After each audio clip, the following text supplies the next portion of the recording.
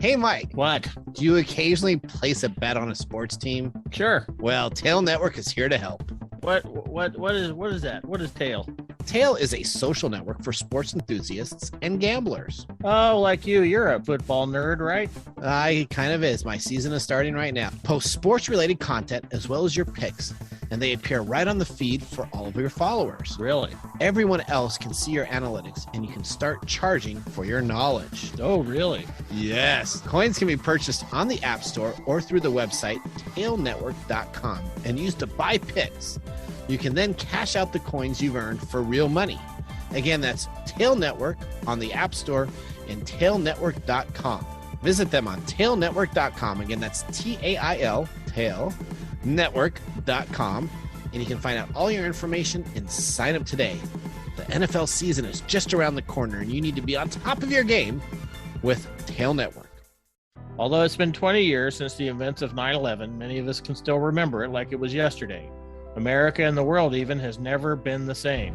From Rifleman Media, the King of the World podcast series explores the impact of that day for the American Muslim community through the journey of its host, who was a high school senior at that time. This 7-part series delves into what it was like to be a Muslim living in America for the past 20 years in a unique and accessible way, covering topics like identity, belonging, mental health, and addiction, alongside the related events of the last 20 years, including the war on terror, spying, discrimination, media representation, and resilience. If you like podcasts like Serial or 1619, then you'll love King of the World.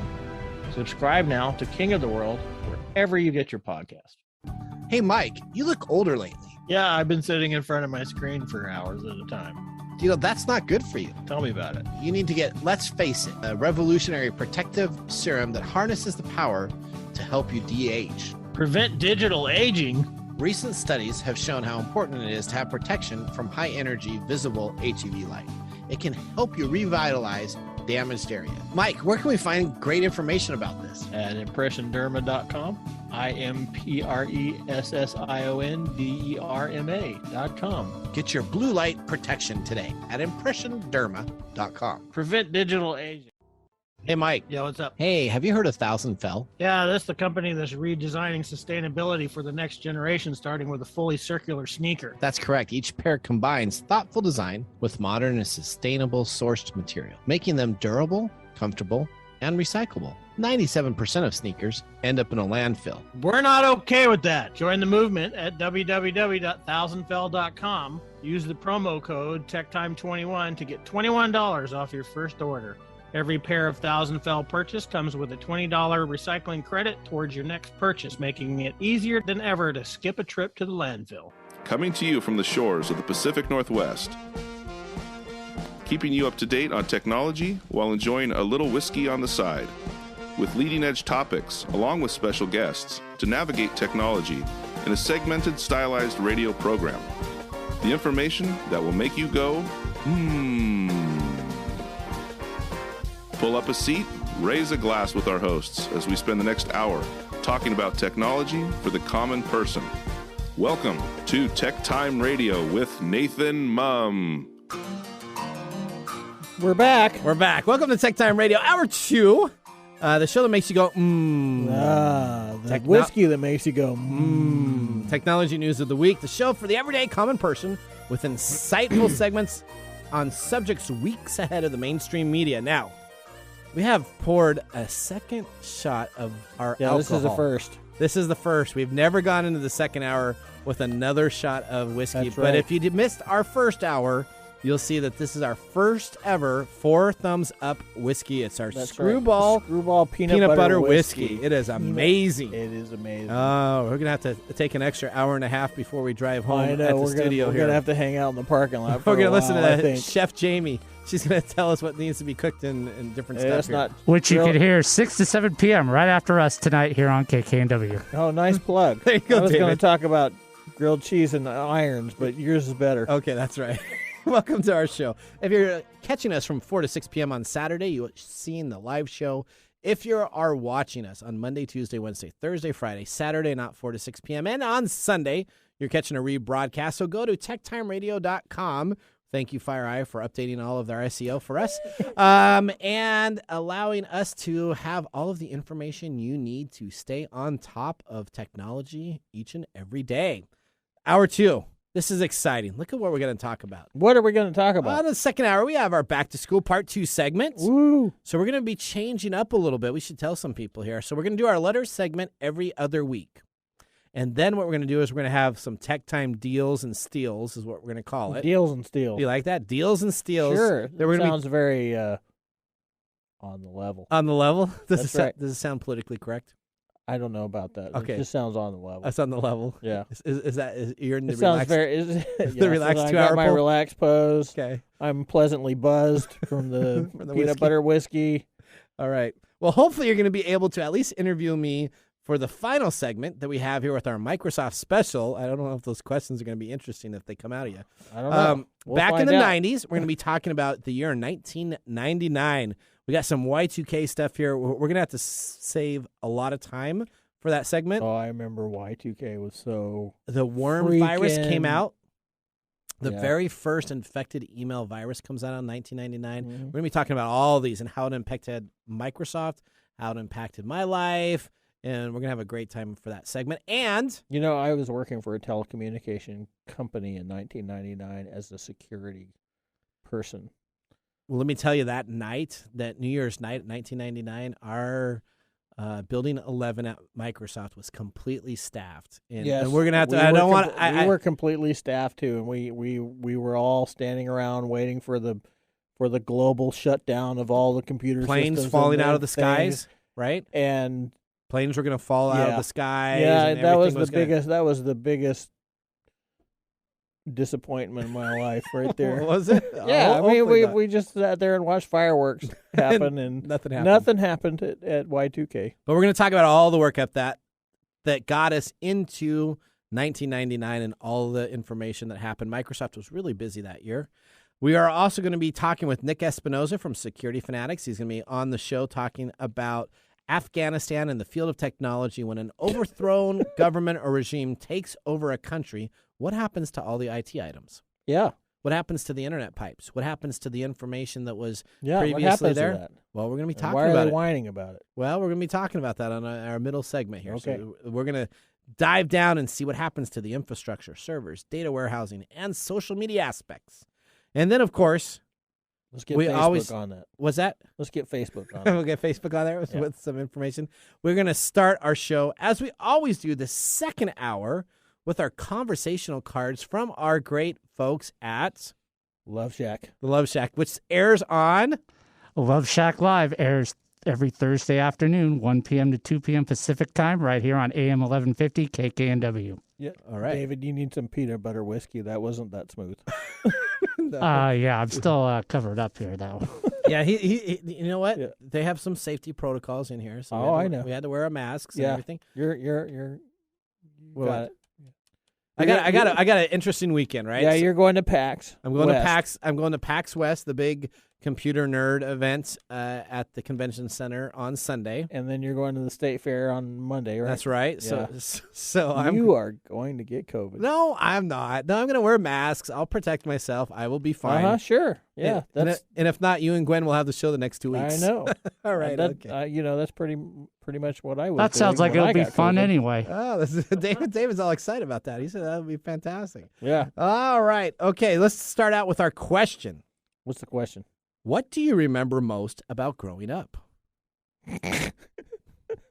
That's assuming that you have grown up. So we're going to take the assumption that you've grown up. What do I remember? How sucky it was. You didn't like growing up? Well, I was in a military family, so we were moving all over the place, and every couple of years I had to, leave friends and then get to some place and make new friends and get challenged to duels all the time. It was not fun until my father. I think he retired from the military when I was 14 years old. So Okay. that's the first time I actually got to stay in one place and have like a history. So you remember traveling all over? So yeah, we were traveling every couple of years. Lived in Oklahoma, lived in my home state of Georgia, lived in Arizona, lived back in Arizona. Your home state of Georgia. What's your home state of Georgia? That's where I was born. Wow. I thought Yeah, you were my whole- born in Arizona. No, my whole family is Southern. Southern. Southern. Southern. Yep. And then I lived in Arizona for over 30 years, so Okay. that's kind of where I say I'm from You say you're from. most of the time. Yeah, How long have you lived here in the Pacific Northwest? almost 10 years. Okay. Well, you're getting there. All right, David, question goes to you. What do you remember most about growing up? Oh, probably, getting my car on my 16th birthday, all the dates I went on, and everybody wanted rides in my car. And of course, I also worked when I was in high school. What kind of car was it? 79 Monte Carlo. Are you serious? Yes, with the T The black Was it Monte an- Carlo? Was Yeah, it an That's SS? exactly the same car I had. No way. I am dead serious. The 305 engine. Was it an Well, SS? I was a kid. I don't remember It that. was a I'll remember- 305. It's the black car. It had the streaks on the side. That is exactly the same car. Yeah, I remember I had. was told somebody was always watching me thinking, because they wanted to buy it and they wanted to make sure I didn't wreck it. black. You Black with had the red make-out racing? seats too, right? You had the big bench seat. You could pull out the headrest, and then it made a bed. I don't think I got that far. You didn't know that? No, I didn't know that Oh, either. that was the best feature Was of the it? car. Was it the black with the red racing stripes? No, it was white. No, mine was Or white. solid black pretty much. It had a little bit of a silver. So it wasn't lining. an SS. It was. No, just but a then straight for up my- Monte Carlo. But then for my senior year of high school, my grandma bought me, at the time, a brand new Cavalier for high school for my senior year. Oh, wow. That- nice grandmother. That seems like a downgrade to me. I don't know. The Monte Carlo, man. Monte I used to Carlo race that. to a Cavalier. Yeah, I raced that one too many times, and I went through a stop sign I shouldn't have gone through and hit somebody. Did you wreck? Yeah, I did wreck. I had a little fender bender. Yeah. Not a big deal. But okay. I had a vet. So my question is, what did I remember most about growing up? You don't want So- to hear about my vet? No, hang on. You already had your time. Oh, Next okay. time. All right. So David, my It was a Chevette. was it Chevette? Yeah. All right. So we remember most. I remember working at the Royal Fork Buffet. That was my. I was the head chef, which means all I did is I put in frozen stuff and I just hit the steamer Did button. you call and yourself chef? Oh yeah, I was I was the Did head you wear chef. a hat? Oh yeah, a little white hat that came with. Hey, I all the- worked at the Burger King, and I was the production leader. Even though I Oh. was a teenager, here I am bossing people that were older than me. That's all right. And then on Saturday mornings, every Saturday morning at the Royal Fork, we all played tackle football. And so we would play outside a big field by my parents' house. Before you went into work? Or Yeah. while you were supposed to be So working? we did because it would normally open at 9:30. We get there about 6:37 in the morning, Okay. and we play, and then we'd all go in there. That, so. I remember all the stuff we used to do while we were working. Oh, are you? Oh, Oh, man, yeah. don't ask me about Royal. If you ever ate at the Royal Fork Buffet when I was the head chef there, oh my word, your food was ugh. Oh yeah. Oh, Are you outing yourself? Yeah, there? we did some very bad things that Oh, I were know. traditions that we would do to the food, and that food was not. This is best. not a You're conversation not you doing should have yeah, on the radio. buddy. exactly. You should not have it. Now the Royal Fork people will be calling. Okay, all right. Yeah, they're gonna call you out, buddy. Well, Royal Fork went under, so we're okay. Oh, okay. All right. So let's move on now to our first Yeah, segment okay. of the day. Yeah, good choice. Back to school is my time to shine. Pencils, pens, snacks, backup snacks. It's all about balance. That's our back to school.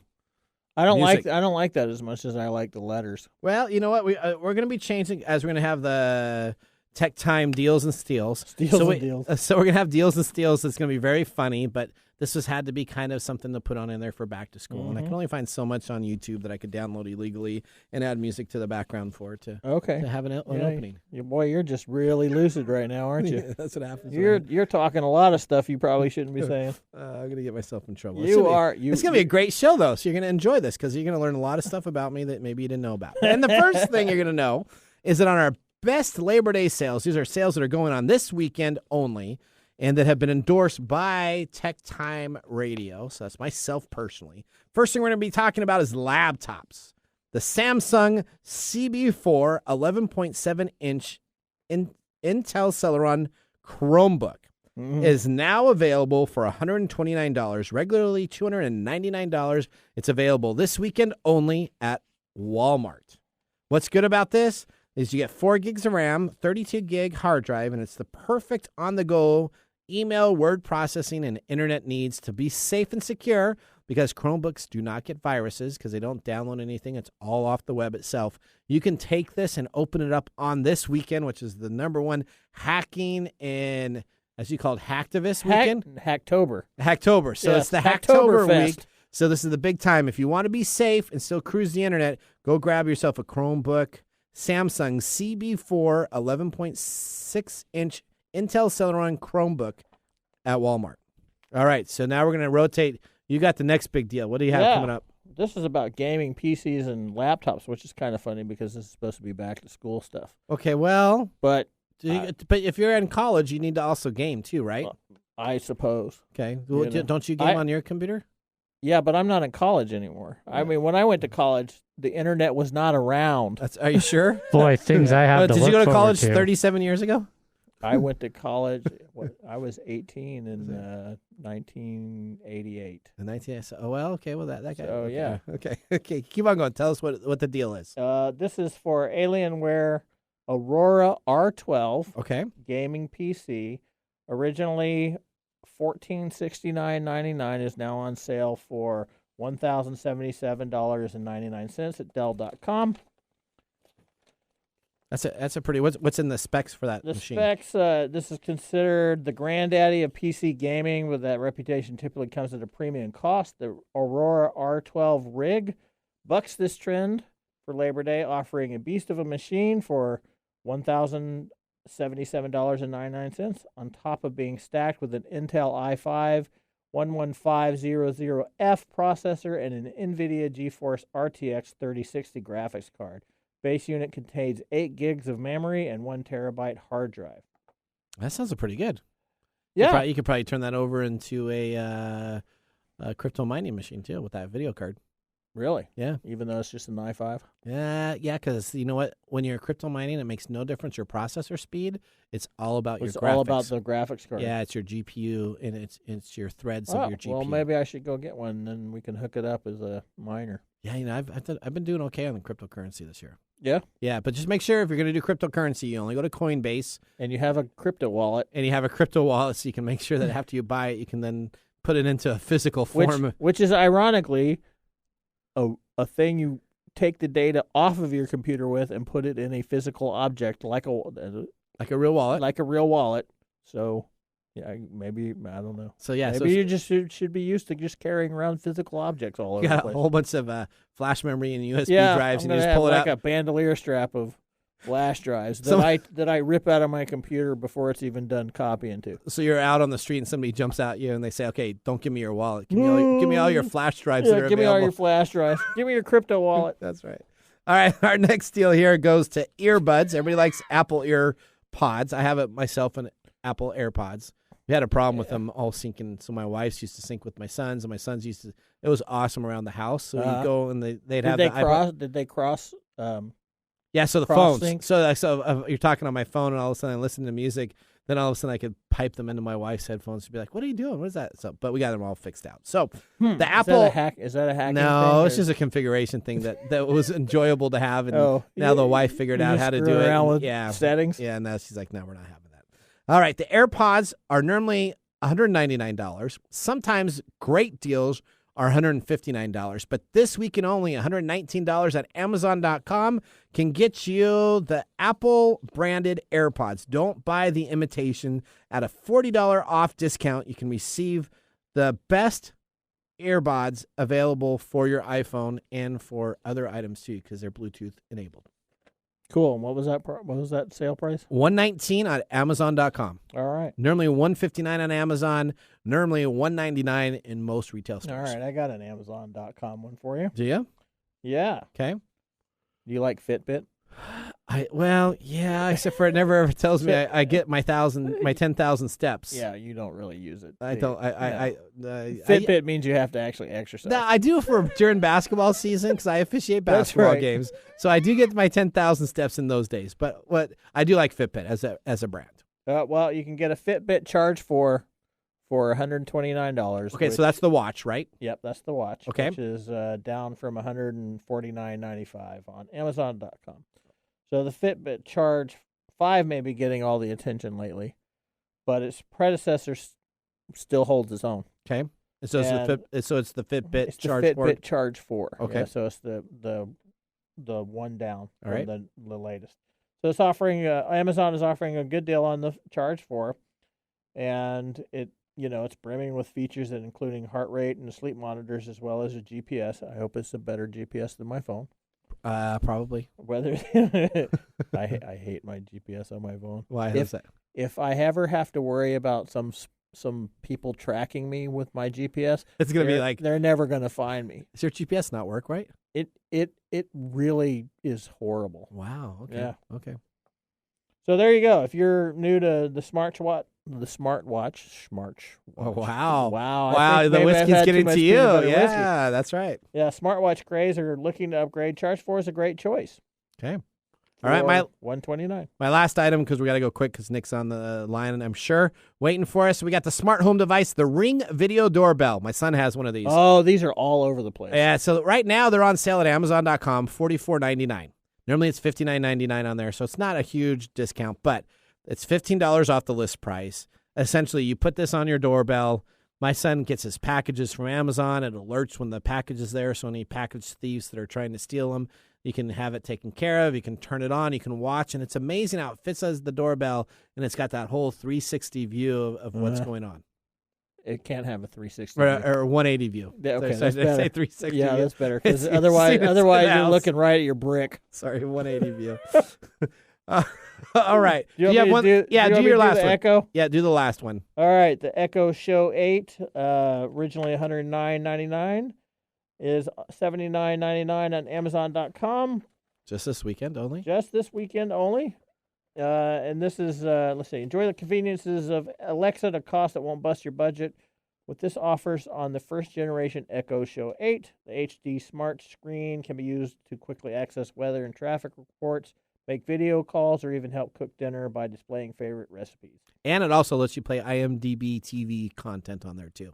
Okay. So you can Did watch not movies. know that. Yeah, you can watch movies on there. All right. I have one of those devices in my office, right? Do you say, Alexa, show me some My IMDb biggest thing is TV? Alexa right now, play country music or classic country music. That's my jam right now. I was so ticked off at my Alexa the other day because I was actually playing a video on my phone. Yeah. Where somebody said, Alexa, do something, and I was across the room, and she started doing it. I'm like, hey.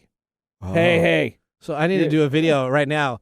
Alexa, purchase new TV. Alexa, purchase. Anybody watching this plays it back. Well, I was Alexa, upset because it was buy a supposed new to be, LG TV. It's supposed to be gauged to my voice only, but here's this lady on here saying Alexa commands, and she's doing it. Wow, there you go. I'm really ticked off. Maybe you about have that. a girl voice. Maybe that's what it's telling you. All right. Maybe. We're going to go and break the commercial. ha. When we come on back, we got Nick Espinoza. We're going to be asking tons of questions. Specifically, we're going to be talking about what happens to technology in a country that gets overran by a new leadership regime, and what happens when a country like America leaves their technology there, what happens when there's other technology from private companies, all the questions you may not have known or not even thought about regarding the issues with Afghanistan will be talked about specifically in technology with ourselves and Mr. Nick Espinoza from Security Fanatics.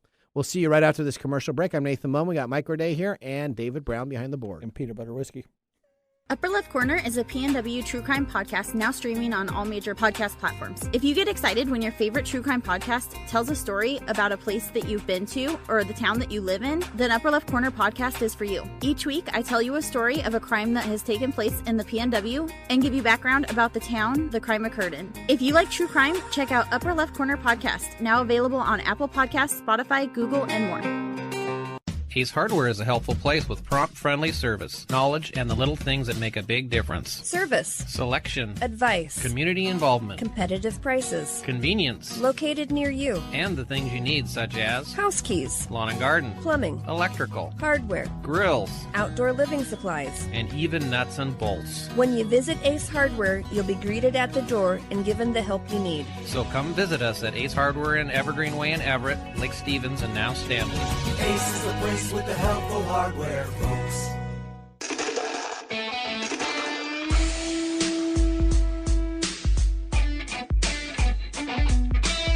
Oh, man, this whiskey. Oh, that was great. I had another shot during the break. I know. Isn't good stuff. We may have to carpool down for our after show. We're going to have to walk. We may have to walk. We'll just take a... Or just stay here and listen to Chef Jamie for a little while. There you go. We can hang out with David. We can hang out with David. That's right. Okay. Well, welcome back. If you are new to the show, welcome. This is our second hour of Tech Time Radio. This is our hacker weekend. The chill hour. This is our chill hour. That's right. We are excited We're to have... celebrating Hacktoberfest. Hacktoberfest. I like that. You should ask Nick what he thinks about that. Yeah. We're going to be bringing up our caller, and we're going to start our next segment now. This is a segment we call Ask the Experts. All right, welcome back. We have information regarding Afghanistan's technology sector and possible concerns over security issues regarding data being left behind as the Taliban took over the country. We have Nick Espinoza from the Security Fanatics on the show to help answer our questions. Hey, Nick. Nick, we are excited to be here. Let me just tell you, we are going to be a little bit more... We're enjoying too much whiskey today. We have, I don't know if you've ever had Screwball peanut butter whiskey. You still have to read it. No, I've never heard of it. Okay, so it's at Costco. This Neither stuff, have we. Neither have my wife bought it. She thought, Right. And I was like, okay, it's got some taste. 70 proof. It's about $29-$30. Unbelievable! It is the best whiskey I think I've ever. It's like a Reese's Pieces with alcohol. That's right. It literally tastes like Reese's Pieces, and then you get a buzz. Wow. That sounds actually really interesting. I'll check that out. You're gonna have to check that out. See, it's like, yeah, it's I'll really totally sweet. check that out. Okay. All right. Are you drinking some whiskey also? As always, of course, the Pope is also Catholic, for the record. That's right. Consistently. There it is. Once again, my normal standby. Every other time I'm drinking Lagavulin with you guys. Correct. But I will have an interesting one, I think, for the next time. I'm getting a bottle of Hakushu, which is a Japanese whiskey that apparently is pretty hard to get here. Okay. It's coming by way of a friend of mine, Kevin. Okay, cool. That'd be fantastic. Didn't you order some of that So stuff? I'll let you guys know how it is. Yeah, I have Nick's. I have Nick's at home. I just need to bring it in. Yeah, we need to. So we can. I got to make sure I plan Nick to be on the show. We have it all taken care of, so we can both share that and have a great time together. All right, Nick. So I appreciate you joining the show. We got lots of questions to ask it. Now, first off, I'm going to ask you a question. Let me see if this is a hack or not. So I don't know if you heard it on the first hour, but you probably didn't. So if you have a website and let's say you make fun of FireEye all the time, and then all of a sudden someone breaks into your website, but they didn't break into your website through the traditional way with authentication codes or anything like that. They called up HostGator and found out where your site was hosted, and then somehow convinced the HostGator people to allow them to get access so they could hack my site. Does that really count as a hack, or does that not count as a hack? I've got a colleague that is an expert at calling the major telecom ones to get passwords from people or account information and all of that. And what she does is she puts a recording of a crying baby on and sounds really frustrated. And the operators feel so bad for her. They're like, oh, sure, of course, we'll just reset your password. I know you can't find it right now. Don't worry about it. So, that's absolutely a way to go. So I got hacked. You got 100%. Hacked. So I got hacked. So I don't know if you heard. So I got hacked by FireEye. But what they ended up doing, though, is they ended up optimizing my website. So they went through and they did a bunch of work. So this guy must either like the show or doesn't like the show, or he just wanted to prove something. But I think this is more of a be careful what you say. Yeah, be careful what you say. So I said, okay, I'm not going to say that they can't hack my site anymore. So they can hack my site. But they ended up optimizing and doing a bunch of other stuff for me on top of it. So it was a very odd hack. So I kind of enjoyed it at the same time. I was very confused, but there you go. All right. And speaking of hacking real quick, interestingly enough, on my own show, I actually got a call from a station manager, one of the stations I'm on, and he said, never say Amazon Echo's trigger word again, because he was actually getting calls from some of the people that were listening. And as I was saying that, talking about Amazon's Alexa, basically it was getting triggered. Yeah. And so I watch it now when I talk about it publicly in any way to say Amazon Echo. So you say that. So Amazon Alexa, order a brand new LG TV. Right. Yeah. No. So somebody plays that back. Somebody right now is telling it to cancel. That's right. There you go. There you go. Yeah, I was yelling at it. I was yelling at it across the room. I'm like, stop, cancel, Alexa, cancel. And she kept going. She kept on going. Yeah.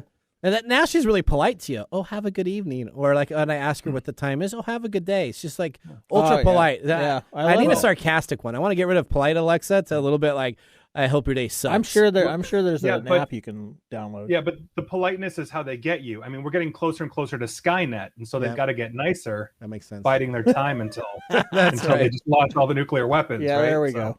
All right, so as Taliban wait for swept into Afghanistan in mid-August, declaring the end of 2 decades of war, reports quickly circulated that it had captured U.S. military biometric devices, considering the HIIDE, that would help identify Afghans who had supported the coalition forces and allowed them to get information regarding fingerprints and facial images. What is the HIIDE machine, and should we be concerned about this? Yeah, we should actually be deeply concerned for every citizen of Afghanistan right now. Obviously, those that are not supporting the Taliban, like just everybody else. But what you're talking about is HIIDE, HIIDE, or Handheld Interagency Identity Detection Equipment. Now, a ton of these were actually seized during basically the Taliban's march through the entire country as they launched this offensive, and essentially the Afghan army really didn't put up a fight. So they started capturing not just the Humvees and the firearms of the world. They actually started capturing these devices. These devices, though, contain identifying biometric data like iris scans, fingerprints, as well as biographical information, and they all tie into a large centralized database. Now, the U.S. military was simply using these as a means of tracking terrorists and other insurgents, but they were also collecting biometric data on Afghans that were assisting the United States. And so they were using this to actually identify, well, are you actually the translator, or are you secretly, a Taliban suicide bomber or something along those lines? That's what they were using this for. But here's the thing, though. It doesn't stop with this. It's unclear if the U.S. military or how much of this biometric database from the HIIDE machines are going to be intercepted or captured by the Taliban. But that's only half of the problem here that we have with biometrics. And where this essentially started was years ago in Afghanistan, because by virtue of wanting to elect a government actually chosen by the people to thwart election fraud, biometric systems from a German company called Dermalog were actually used to verify the identities of every eligible Afghan citizen that could vote. So these citizens would actually match Afghan citizens to their photograph and a fingerprint in this system in order to ensure that the person was who they claimed to be, and also that they could only vote once. There are 40,000 Dermalog devices in Afghanistan. And basically all intelligence says there's no way that either Dermalog or the U.S. military was collecting these, because they didn't collect the HIIDEs. So it's not just the population of translators and their families and those working with the U.S. military. It's the entire Afghan population that's at risk here, and it's a grave concern that they should have right now. So let's talk about this. 22 million Afghans have active phone subscriptions. Mm-hmm. So they are considered one of the top countries to have that. Over 90% of the country has access across all 34 provinces. So now that people are connected to the internet, what happens to these cell phone towers, these cell phones, now that we have a new regime and government in place?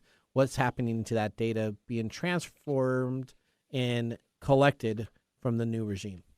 Yeah, and I think that's a really good question, but I think we have to understand some foundational things about how the internet right now, especially telecom, mobile telecom, is laid out in Afghanistan. They're pretty much connected the same way here, but a good chunk of the country, the number one ISP or internet service provider, is still using the core of their technology is 3G, and 4G is also in some areas of the country, more populated areas like Kabul. Now, under the government that was founded by the United States and Hamid Karzai, the internet was actually now considered free and open, right? It's an open expression resource where you can research, you can collaborate. So they had essentially the same rights that American citizens did under that government, that we can go post whatever we want, including negative things about what we thought were negative. Also, Afghanistan, and this is something that I think is deeply troubling now that the Taliban has taken over, Afghanistan has a very few people in their older generation. Over 65 is something like less than 3% of the country. Almost 43% of the entire population is under 14. 14. So they're 14 and under. And if you go up to the next age bracket around 40 years old, that's roughly 75% of the country. So you are looking at a young country that adopted technology. There's an entire generation, Gen Z specifically in Afghanistan, that is thriving on Instagram, on TikTok, on other social media platforms. And they honestly don't remember, or they weren't born when the Taliban originally was toppled in the early 2000s. So this basically is a huge, huge problem. Because if their first inclination as young people is to share their disdain for the Taliban on the Facebooks of the world, now the government is in control of the telecoms. They're in control of essentially the data, which means the Taliban can go to the internet service providers and say, give me the subscriber's name, give me their location, because we know that, you know, our mobile phones are crazy GPS and can pinpoint us, except for Mike, obviously, but everybody else That's right. You know, can be pinpointed, you know, very easily. And so that's a huge problem. Records, information, all of this can be captured from the internet service providers in the country. So that's a big deal. So let's talk about that. We're going to see a lot of, well, I don't know if we're going to see it, but there's going to be a lot of this re-education going on in Afghanistan. Yeah, all those Gen Zs, right? Because they've all had they've all had the freedom to do whatever they want. Now they have to. This is not going to be pretty. This is not. No. So let's talk about the data servers, private companies' data. Is this in jeopardy? So let's say I'm a private company and I was in Afghanistan, and now all of a sudden military changes over. I got a bunch of server arrays. I got a bunch of items that private company data. Should I be concerned about that if I was one of the companies there? 100%. 100%. And the reason being is that, think about this, with the new government comes new rules, new laws, everything else. I mean, we've seen essentially what the Taliban has said regarding the women of Afghanistan, saying, oh, they will have full rights under their interpretation of Islamic law. That is radically different than the government started with Hamid Karzai 2 decades ago in the United States. And so their rights are drastically changing. And so for the companies, these private corporations that have infrastructure, data infrastructure, servers, whatever it is, in Afghanistan, they have the same problem as the ISPs do. The government is the authority in that country. And so if these servers are within the borders of Afghanistan, then the Taliban could simply seize them because they are the government. But I think the bigger question here is basically, is the big tech in the West, like Facebook and Google, this is the big question here. Will they honor information requests, what will basically soon be legitimate government requests from Afghanistan, or will they deny those requests and risk being banned from this country or use? Meaning, if you are that Afghan citizen and you're putting stuff out on Facebook and, you know, I hate the Taliban or whatever that is, and the Taliban saying, yes, I'm officially, as a government, requesting information on Facebook, and I want, you know, whatever the Taliban considers a warrant to go ahead and scrape that information from that dissident, from that Afghan citizen.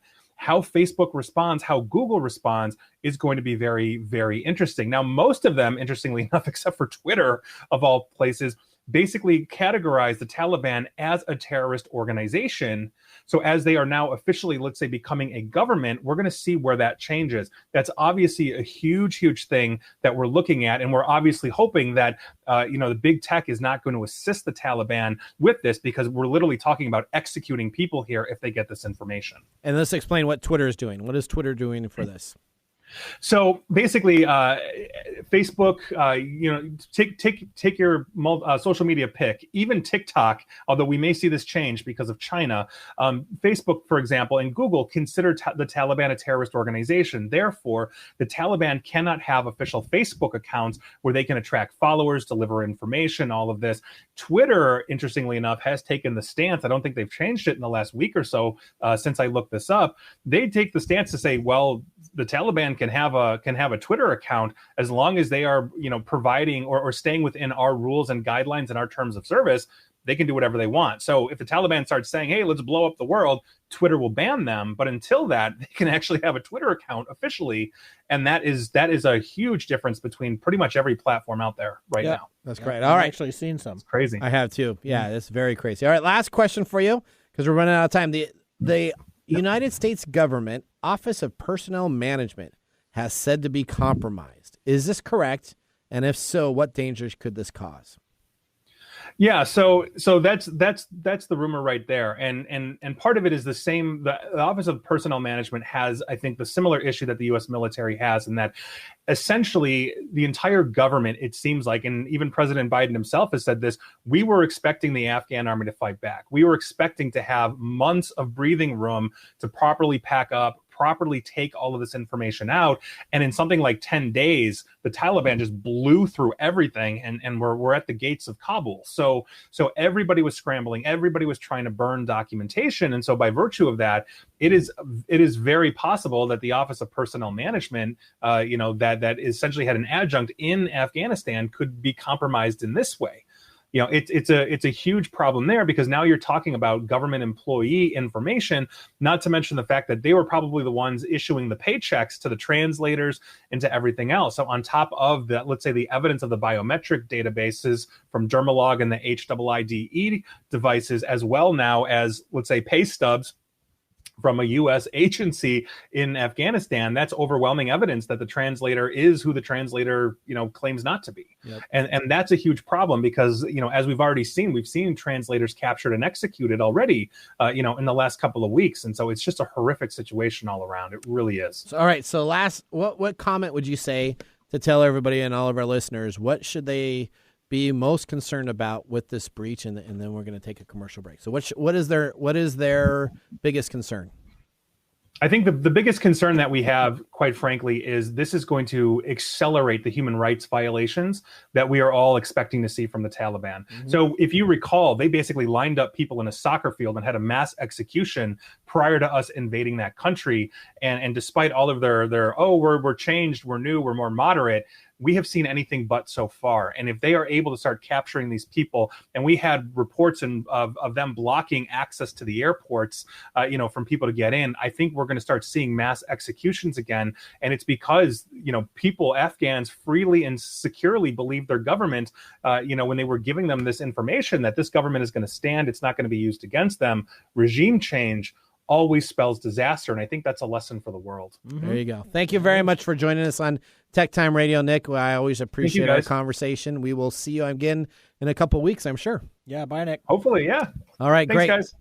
All right, Dave, we're going to go and take a commercial break. When we come on back, we have our Microsoft special segment that we're going to be talking about the year 1999.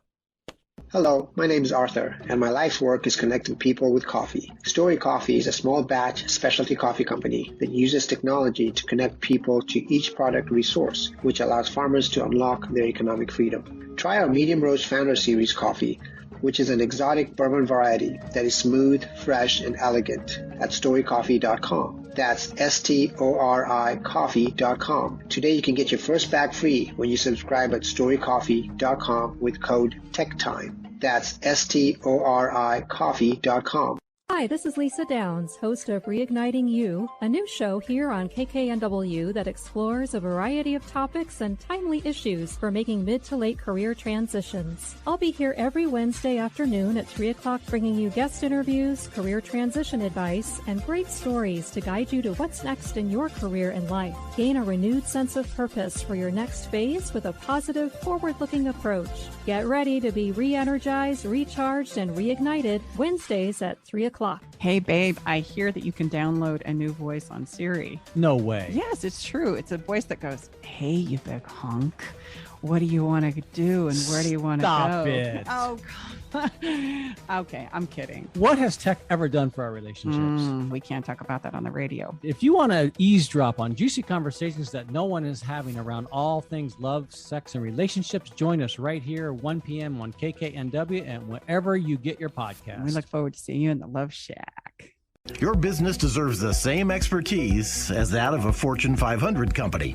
If you need a CIO-level service, why hire a full-time staff member at $250,000 a year when you can get this on-demand service for fractions of the cost? As your CIO on demand, we'll give you the steps you need to take so as to minimize interruption to your business and profitability, and provide you and your business with training and education to prevent future attacks. To get an efficiency review for your business today, contact us at www.ee-services.com.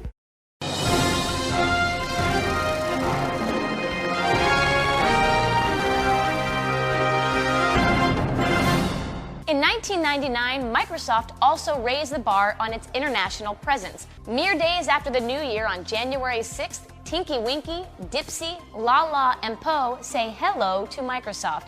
That's right, Microsoft is awarded the license to produce Actimate's interactive Teletubbies. March 18th turns out to be yet another big day for Microsoft.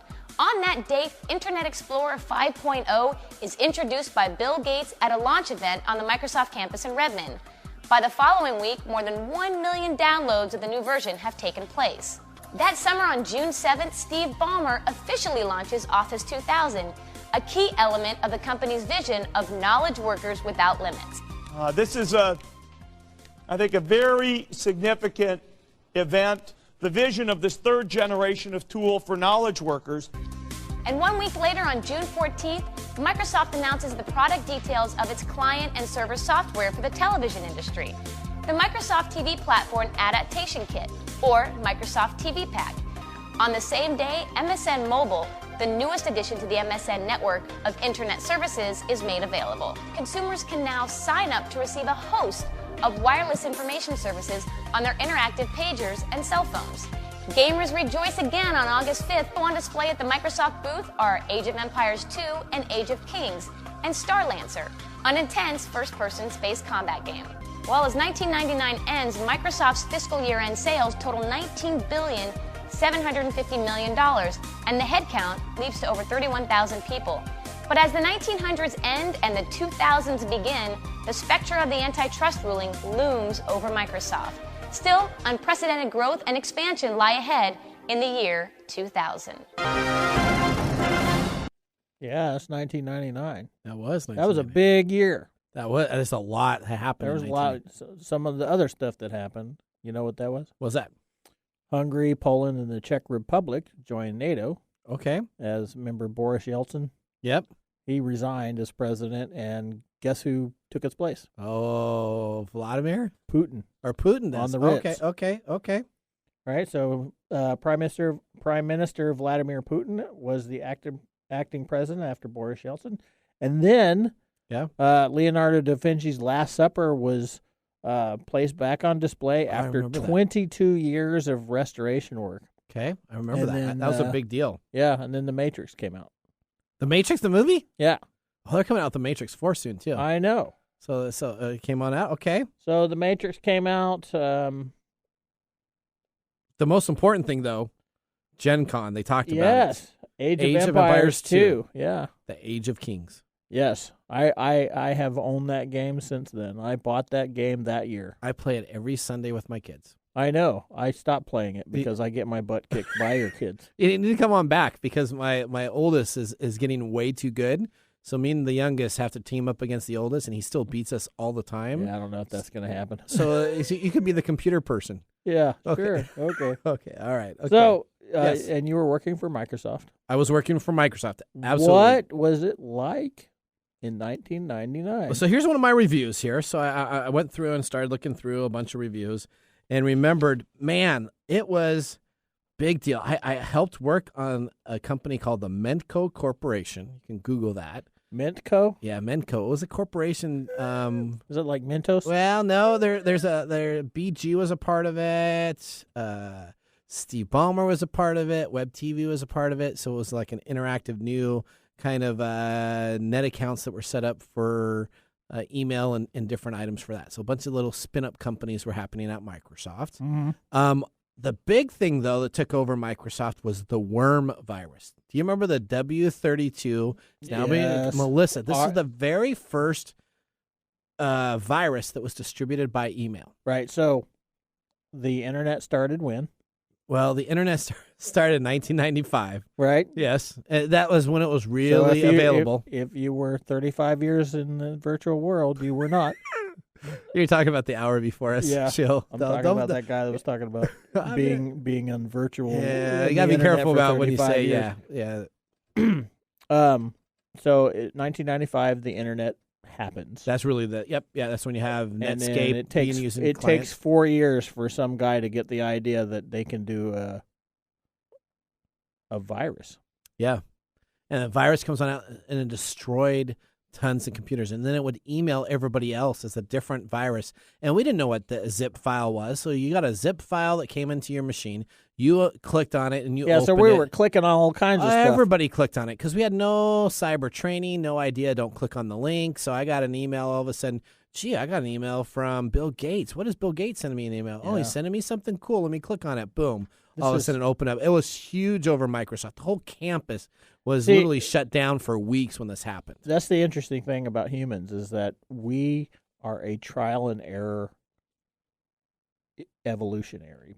Correct. Or evolutionists. Yeah. We do everything trial and error. Yep. So knowledge is power really works here because we had to experience this so we could understand. And the funny thing is we're now in 2021. Yep. And this still happens all the time. It does, but at least we're now more trained. So if you get a zip file in your email, you're not clicking on it now any day soon, right? Yeah, no, I don't. Okay. But that's how most people get into these systems. So Windows 2000 was huge. Mm-hmm. Windows 2000 was a huge that, operating system. Office 2000 was huge. We had VPs all across Microsoft that had both of these platforms on it. So this was a new secure system. The virus comes out and it hits all these machines. We had to go and clean all of them. We had to go to their houses. There's many of these houses. We go with their loved ones and significant others out to their house and clean those machines. And then we were preparing for the end of the world. Yes, Y2K, buddy. So somehow we had this conversation in the technology world, which is correct, that the BIOS clocks on these really, really, really, really old AS4000 machines, 2 digits. Didn't have the ability to go to 2000. And so it was always 97, 98, 99. Now what are we going to do with 2000? It's 00. Does it roll back to think that the biggest scare that never happened? It was a huge scare. And let me just tell you, I literally invested a bunch of time and effort for the millennial timepiece. So this was a solution. I had contracts done from the UK, and it would plug into a printer port. And I was going to be the distributor for all of the United States. You plug it in, and then essentially what happens is there's a CMOS clock in this machine itself. You would load the drivers up and would tell it that you would bypass the BIOS clock and to use your printer port as a pass-through with its own clock. So if you had any problems with the year 2000, you could use this clock as an interim until you upgraded your system. That's basically for us non-technology people that... Did I get too geeky there? It's a fancy way of saying that it was a workaround. So it was a workaround. Whole technology snafu that everybody was freaking out about. Guess what happened so I was working and we were all leading up to those months. Remember the planes were going to start falling out of the sky. I was working as a security officer for a telecommunications company at that time, and we were all hands on deck, and we were expecting riots and all kinds of craziness to happen. We ended up just being bored all night and watching the fireworks happen. So I was on call. And we had all the executives of Microsoft essentially all stayed kind of home. They're all hunkering down. And it was interesting. That was the very first time in my life that I realized Australia essentially is like the first place where the clock rolls over. Yeah. So essentially we had Microsoft Australia at the time. It And was on nothing all lockdown. We flew people out there. There was hundreds and thousands of people crammed in to this Microsoft Australia for the end of the world to happen. That all of the computers wouldn't work, all of this. Now, we ended up replacing hardware galore. Every server was replaced with a new server. This was the time, if you were a Gateway, a big company that sold computers I remember at the time, Gateway. and if you were Dell and Compaq, you were making bank because everybody was replacing all of their infrastructure, not knowing what to do with that. And essentially, everybody was waiting around in Australia, and then all of a sudden, Australia hits, nothing happens. Yeah. Then all of a sudden it starts rotating across, and we're watching all the fireworks, and all the news stations had the Y2K alerts with these technical experts ready for the end of the world to happen, and then we watched more fireworks. So that was all scary and stuff, but that's not the important question. What's the important question? I did not know that Microsoft owned the Teletubbies. Oh, it did? So did they own Barney too? Well, no, so the Actimates were huge. So here's the thing. Microsoft employees were all about my age at the time. Mm-hmm. There was very few that were older than me. So they were all in their early 30s, and everybody was starting to have families. Right. So Microsoft took over the Actimates deal. So they had Barney, They had hate Barney. Well, I hated Barney. I kids loved loved the Teletubbies. Okay, so the Teletubbies were the third part. So they had Barney, then they had Arthur and his sister. I can't remember what it is. Arthur. I remember Arthur. Yeah, and then they had the Teletubbies, and they were all interactive, and they had exclusive deals to distribute these interactive deals. Yeah. My kid had Poe, the red guy. Yeah. Whatever. He had a Poe, and you'd press on his stomach, and it would do these little lights up, and it would say, I would not let my kids watch Barney. But you did let them watch Teletubbies? Teletubbies was a whole different. My kids loved I love Teletubbies. Those guys it was had just been the weirdest thing. They had to be Teletubbies- smoking so much MJ. Yeah, it was just the weirdest thing. It was the weird. The sun come up. Yeah, Teletubbies was one of the weirdest shows I've ever seen, but we loved it. It was very Barney. I wanted to throat punch. Okay, well, you know what? My kids love Barney. We used to play with him all the time. David's saluting. David's the saluting us. All right. Well, you know what? I'm Nathan Mumm. I have Micro Day here. David Brown behind the board. Thank you so much for joining us for 2 hours of Tech Time with Nathan Mumm. Have a great weekend. Bye-bye.